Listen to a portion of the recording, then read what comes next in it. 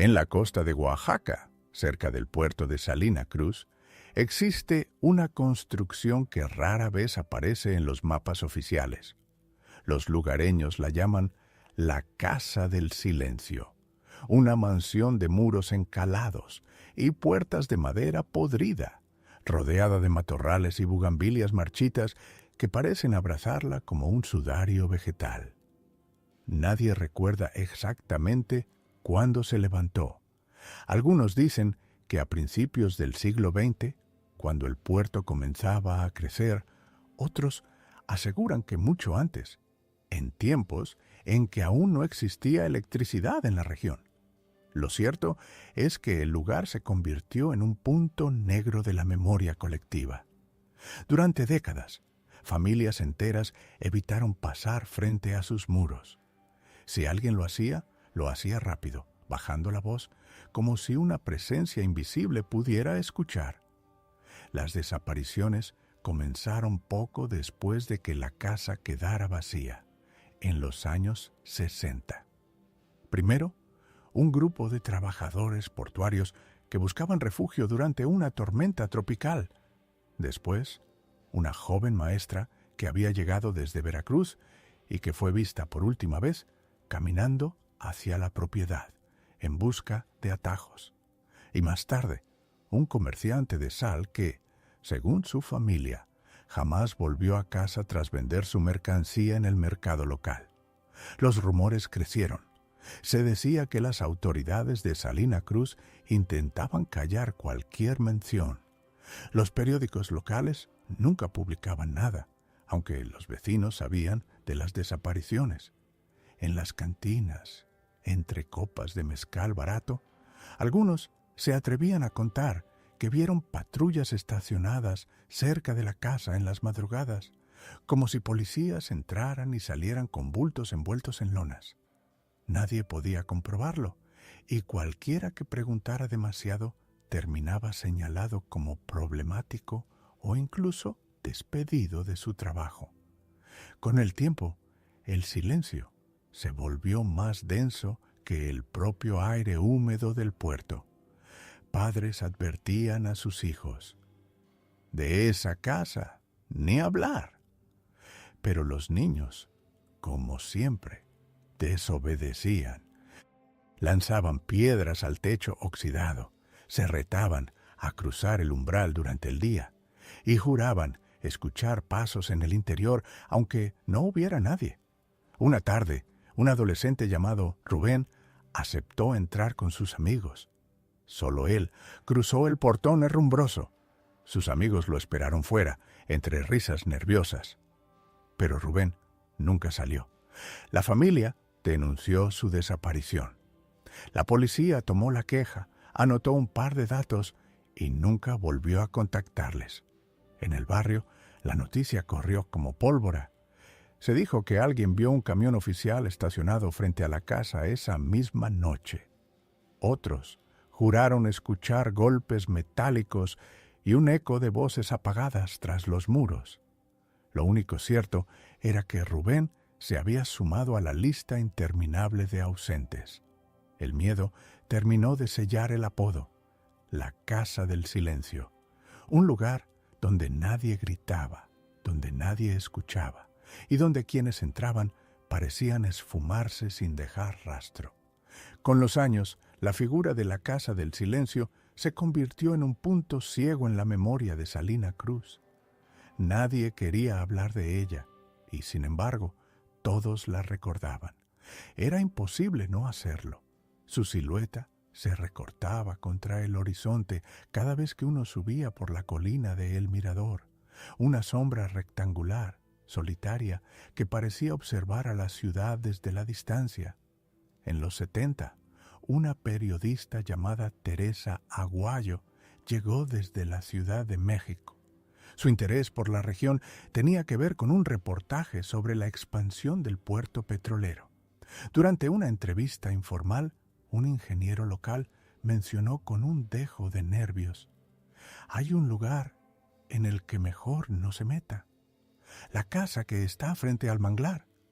Esa sola frase encendió la curiosidad de Teresa. Preguntó discretamente en el mercado, entre pescadores y vendedoras de tortillas, pero la reacción siempre era la misma. Silencio repentino, miradas hacia otro lado y en ocasiones un gesto de advertencia con la mano, como si no debiera insistir. Aún así, una noche decidió acercarse. Caminó por la vereda que bordeaba el manglar, con una linterna temblando en su mano. Al llegar frente a la casa, apuntó la luz hacia la fachada. Los muros estaban manchados por la humedad, y la pintura blanca se caía en escamas como piel muerta. El portón de hierro oxidado apenas colgaba de una bisagra. A través de una ventana rota, creyó ver algo brillante, quizá un pedazo de metal, quizá un reflejo. Decidió tomar fotografías, pero cuando levantó la cámara, la linterna parpadeó y se apagó. Teresa se quedó inmóvil, escuchando el sonido de la marea golpeando contra las rocas, a lo lejos. Entonces, un ruido metálico emergió desde dentro de la casa, un golpe seco, como si arrastraran una cadena. Al día siguiente, mostró las pocas fotos que logró tomar a un contacto suyo en el periódico local. El hombre, al verlas, palideció. Eran simples imágenes borrosas de paredes agrietadas y ventanas oscuras. Pero en una de ellas, en un rincón, parecía asomar una figura con uniforme policial. Teresa juraba que en el momento no había visto a nadie. Una semana después, Teresa desapareció. El periódico donde colaboraba apenas publicó una nota breve. Periodista sufre accidente en carretera rumbo a Tehuantepec. No hubo detalles, no hubo cuerpo, solo el rumor persistente entre los lugareños, que la habían visto entrar a la casa la última noche en que estuvo en Salina Cruz. Los vecinos se resignaron. Para ellos, era una prueba más de que la casa no era un simple cascarón vacío. Algo pasaba dentro de esas paredes, algo que involucraba a personas poderosas. Algunos murmuraban que en el sótano funcionaba una sala de interrogatorios clandestinos en tiempos de represión política. Otros decían que era un punto de paso para la desaparición de disidentes. Nadie tenía pruebas y nadie se atrevía a buscarlas. Con el tiempo, hasta los más escépticos aprendieron a desviar la mirada al pasar frente a esa construcción.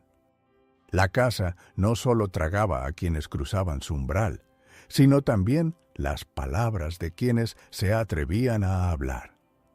En los años 80, el puerto de Salina Cruz vivía un auge extraño. Se construían carreteras, llegaban ingenieros extranjeros y aumentaban los rumores de dinero sucio moviéndose bajo la mesa.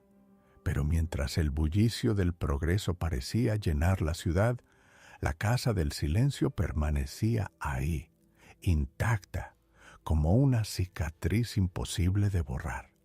Un grupo de jóvenes universitarios de Oaxaca decidió investigarla. Eran estudiantes de sociología y antropología, atraídos por las historias que corrían de boca en boca. Llegaron una mañana con libretas, cámaras de rollo y grabadoras de casete. Preguntaron a los ancianos del barrio. Al principio obtuvieron evasivas, pero con paciencia lograron arrancar algunos testimonios. Una mujer mayor, llamada Doña Rosario, habló con voz baja. «Esa casa no está vacía, mijo. Ahí metían a la gente en la noche. Yo escuchaba los camiones, las puertas golpeando, los pasos. Nadie salía. Y cuando al amanecer los soldados se iban, quedaba un silencio más pesado que la muerte. Los estudiantes anotaron todo. Una semana después, regresaron para tomar fotografías del interior. Saltaron el portón y avanzaron entre la maleza. El aire olía a sal y óxido. En la entrada había grafitis viejos, y en las paredes del pasillo, inscripciones hechas con clavos, nombres, fechas, frases incompletas, como si alguien hubiera intentado dejar huellas desesperadas. Uno de ellos, Ernesto, bajó a lo que parecía un sótano. El olor era insoportable. Humedad, madera podrida y algo más, metálico. Usó su encendedor para iluminar. Lo que vio lo persiguió hasta el último día de su vida. Una hilera de esposas clavadas a la pared, oxidadas, pero todavía firmes, y marcas profundas en el cemento, como rasguños humanos. Volvieron a Oaxaca con el material. Prepararon un pequeño informe para su universidad, convencidos de que debían publicarlo. Pero antes de hacerlo, recibieron visitas en sus casas. Hombres desconocidos, de traje, que les advirtieron con palabras frías: dejen el tema, no les conviene. Esa misma semana, el auto en el que viajaban dos de los estudiantes se salió de la carretera rumbo a Tehuantepec. Murieron en el acto. La policía lo llamó exceso de velocidad. Los sobrevivientes del grupo, aterrorizados, destruyeron las fotos, rompieron las cintas y juraron no hablar jamás de lo que habían visto. Con los años, Ernesto, el único que nunca dejó de hablar, terminó viviendo en la indigencia. Decía en las calles que en el sótano había oído gritos aún después de que todos salieron, que la casa seguía viva. La mayoría lo consideraba un loco, pero algunos ancianos lo escuchaban en silencio, con los ojos húmedos, como si reconocieran en sus palabras un eco de su propio miedo. La casa del silencio se había convertido, de nuevo, en una sombra intocable. Nadie quería saber más, pero todos sabían demasiado. A principios de los 90, Salina Cruz enfrentó otra ola de violencia. El narcotráfico comenzaba a disputarse las rutas costeras y, entre los pobladores, corría la sospecha de que la Casa del Silencio había cambiado de dueños, aunque nunca dejó de cumplir el mismo propósito: tragarse personas. Un pescador llamado Hilario aseguraba haber visto camionetas entrar de madrugada. Eran vehículos sin placas, con vidrios polarizados. Él los observaba desde lejos, escondido entre los manglares. Decía que los hombres que bajaban cargaban costales y cajas de madera. Nunca pudo acercarse demasiado, pero juraba haber oído lamentos, como de gente amordazada. Sus relatos eran tachados de invenciones de borracho, aunque cada cierto tiempo desaparecía alguien en la ciudad. Un estudiante, un activista, un comerciante que se negó a pagar extorsiones. En 1994, un maestro rural de nombre Gabriel, cansado de los rumores, decidió investigar por su cuenta. Era un hombre serio, con reputación intachable, respetado en la comunidad. Comenzó reuniendo testimonios y apuntando fechas en un cuaderno. Descubrió un patrón inquietante. Las desapariciones coincidían con momentos de agitación política en la región, huelgas portuarias o protestas de maestros. Convencido de que había encontrado un vínculo, intentó denunciarlo en Oaxaca capital. Nunca llegó. Su cuerpo apareció semanas después en la playa, semienterrado entre algas, sin huellas visibles de violencia. La versión oficial habló de un accidente en el mar, pero en el pueblo nadie creyó esa explicación. El cuaderno con las fechas desapareció. Después de aquel episodio, la Casa del Silencio fue rodeada de un silencio aún más espeso. Ya nadie se atrevía ni a señalarla desde lejos. A los niños se les enseñaba a no preguntar, y los adultos cambiaban de tema si alguien mencionaba la palabra casa. El miedo se convirtió en herencia, transmitido de padres a hijos. En 1999, un huracán golpeó con furia la costa. Muchas casas fueron destruidas, pero la mansión resistió. Sus muros agrietados permanecieron en pie, como si estuvieran hechos de algo más duro que piedra. Al amanecer, cuando el viento calmó, algunos vecinos afirmaron haber visto papeles y fotografías esparcidos por el suelo frente a la propiedad. Nadie se atrevió a recogerlos. Con las primeras luces del día ya habían desaparecido. Esa misma semana comenzaron a circular rumores de que un nuevo grupo de militares había tomado control del lugar. Los habitantes notaron patrullajes inusuales alrededor de la colina. Cuando alguien intentaba acercarse demasiado, lo detenían con pretextos.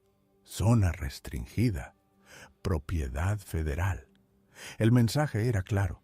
La Casa del Silencio seguía activa. Y el pueblo, como siempre, debía callar.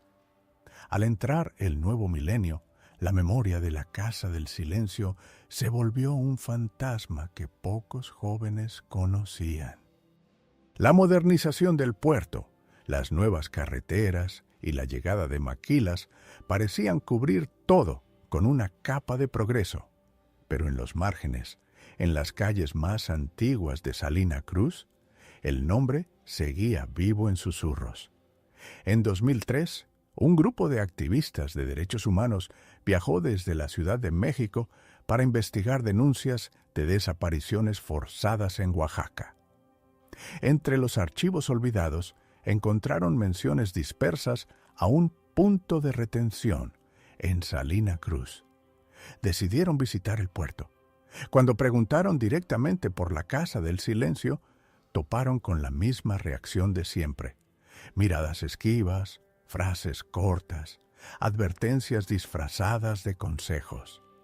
Una noche, 2 de los activistas se aventuraron hasta la colina. Desde lejos, vieron luces encendidas dentro de la mansión. No eran velas ni fogatas. Parecían lámparas industriales. Tomaron fotografías con cámaras digitales. En una de ellas, captaron claramente la silueta de un hombre armado en el balcón. En otra, se apreciaba un vehículo militar estacionado al costado. Al día siguiente, fueron detenidos brevemente por la policía municipal. Les revisaron las cámaras, pero las tarjetas de memoria habían desaparecido. Los liberaron sin explicación. En 2006, cuando estallaron los conflictos sociales en Oaxaca, algunos manifestantes recordaron la existencia de la casa. Gritaron su nombre en marchas, acusando que había sido usada por décadas como centro clandestino de detención. Sin embargo, ninguna autoridad respondió. La mansión permanecía en pie, muda, como si las paredes absorbieran cada señalamiento. Hoy, quienes viven cerca aseguran que el lugar está completamente abandonado. El techo se vino abajo en varias partes y la maleza cubre casi toda la fachada. Pero en las noches de viento fuerte, algunos juran escuchar golpes metálicos dentro. Otros dicen ver sombras moviéndose detrás de las ventanas rotas. Lo cierto es que la Casa del Silencio nunca fue demolida. Nadie se atreve a tocarla. El tiempo la consume lentamente, pero sigue ahí, como un recordatorio incómodo de todo lo que México prefiere callar. Para los viejos de Salina Cruz, cada ladrillo encierra un secreto, y aunque el gobierno jamás lo reconoció, el pueblo lo sabe. Detrás de esos muros quedaron historias de gritos ahogados, nombres borrados y desapariciones que jamás se registraron. Un silencio tan denso que, incluso hoy, corta el aire cuando alguien osa pronunciar su nombre.